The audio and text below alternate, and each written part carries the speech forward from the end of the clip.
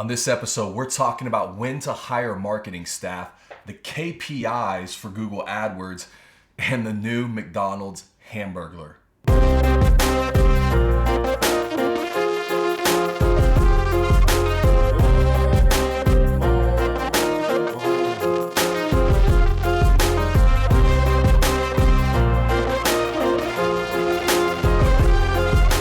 Hey everybody, what's up? And welcome to the 88 Dental Marketing Show. This is the internet's only dental show that's answering marketing's most important questions. We've checked. I am your host, Joshua Scott, and this is episode number 19. Feeling some energy today after a late night. Watching the Cleveland Cavaliers pull out Game 2 of the NBA Finals. Man, such a good game last night. I don't know if you saw the game or saw LeBron James' reaction after the game was over. They find Curry. Curry ahead to Thompson. Knocked away, stolen by Thompson. And the NBA Finals are tied at one game apiece. An inspiring bounce-back win for the Cavaliers. First time ever in NBA Finals that a Game 1 and Game 2 go into overtime. So we got a series here for sure. And, you know, it was just awesome. It was almost exactly what LeBron James needed, because with everybody writing them off, man, with the injury to Kevin Love early on and now Kyrie out for the rest of the finals, and everybody just saying they're done. Cavs are done. They're not going anywhere. I think great players play their greatest when they're an underdog. And that's what LeBron James needed. Awesome game. That's pretty much what's going on in my world, man. So late night, looking forward to Game 3, bringing it back home to Cleveland. Until then, we should answer some questions. Our first question comes from Jeremy. With the increasing importance of marketing and social media, should dental offices consider hiring a staff member to manage this department? Hey Jeremy, thanks for the question. Jeremy was a guest at one of my speeches a few weeks ago, and I never had a chance to get to this question, but I thought it was a really great one. And actually, we just put up an article about it, so I'll link that up down below in the notes. So dentistry, for me, there's 3 phases when it comes to this. And so the first phase is what I call DIY. It's the DIY marketing. And in dentistry, there's an amazing, fabulous DIY movement. I mean, so many practices start off being bootstrapped by the doctor who's doing literally everything business-wise in the practice, as well as the clinical dentistry, right? So you kind of start off in a practice that way, where it's very DIY, like you're doing it yourself. I mean, you're posting on Facebook, you're running your Google AdWords campaigns, and so you're in there, you're doing it. From there, I call the next phase expertise. As the practice grows and the marketing becomes more sophisticated, eventually you're going to move past probably your expertise in marketing. And, especially by the time you get to your second, maybe third website, you're going to want people that are experts in those areas to help you build that part of the marketing. So for me, the question there is about bringing around people who are experts in those areas, who you can begin to trust. And marketing's one of those areas, but I mean, it's about putting together a team of trusted advisors. Like who's handling the accounting, who's handling HR, you have your good lawyer, maybe a practice management consultant, your marketing guy or company. This phase becomes, as it grows and gets outside of your capability and it gets bigger for you to manage, it's about bringing in experts, building a team to handle those things. And then the last phase of that is what I call integration. At some point, probably what you're going to be looking at this stage is 4 to 6 different marketing companies that are involved with your practice. You probably have the website company. You may have a local designer doing stuff for you. You may have another company doing SEO and AdWords and writing blog content. You've got somebody posting on Facebook. So you have kind of all these different pieces. But what we're seeing long term Once the investment becomes substantial, you want all these pieces working together.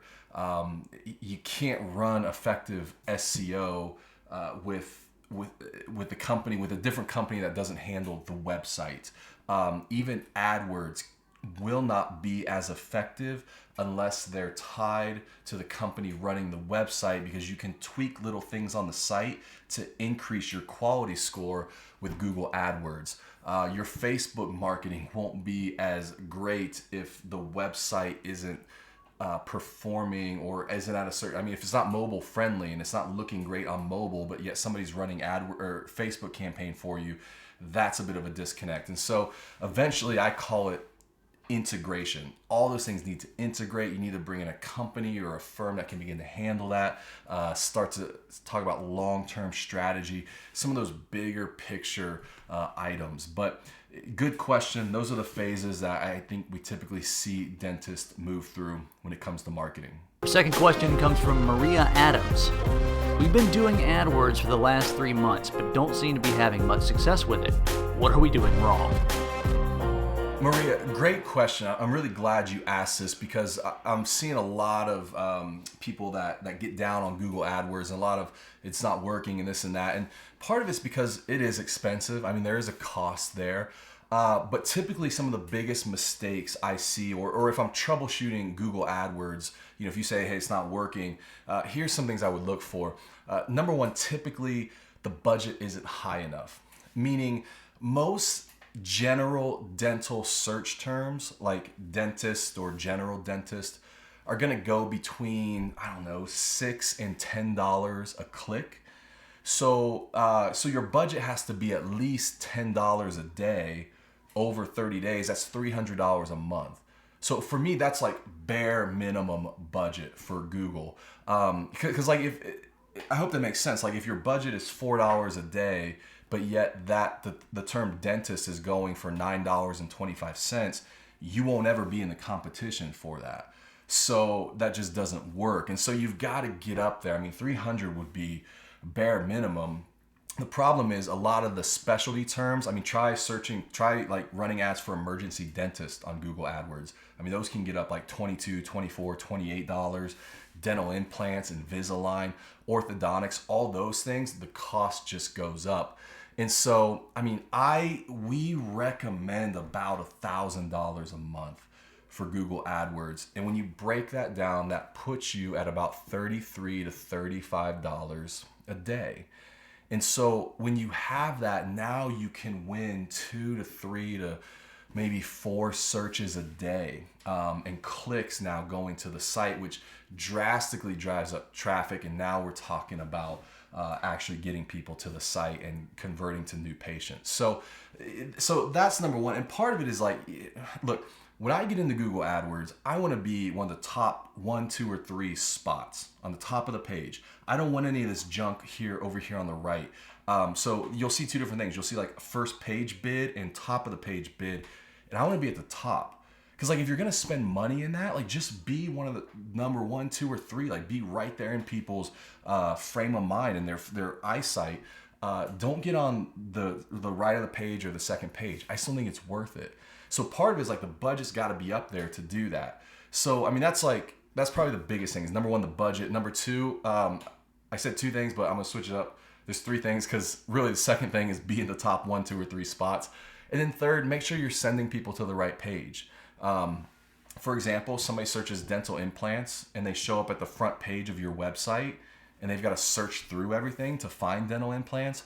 Like that doesn't work. So, or sometimes I see them sending them to a Google Plus page or a Facebook page or something like that. And so make sure you're sending them to a good page that has that information on it. Now that we've troubleshot, your Google AdWords, we make sure all that's lined up. Here's what the key performance indexes are for Google AdWords. Like here's what we want to happen, okay? Number 1, more visits to the website.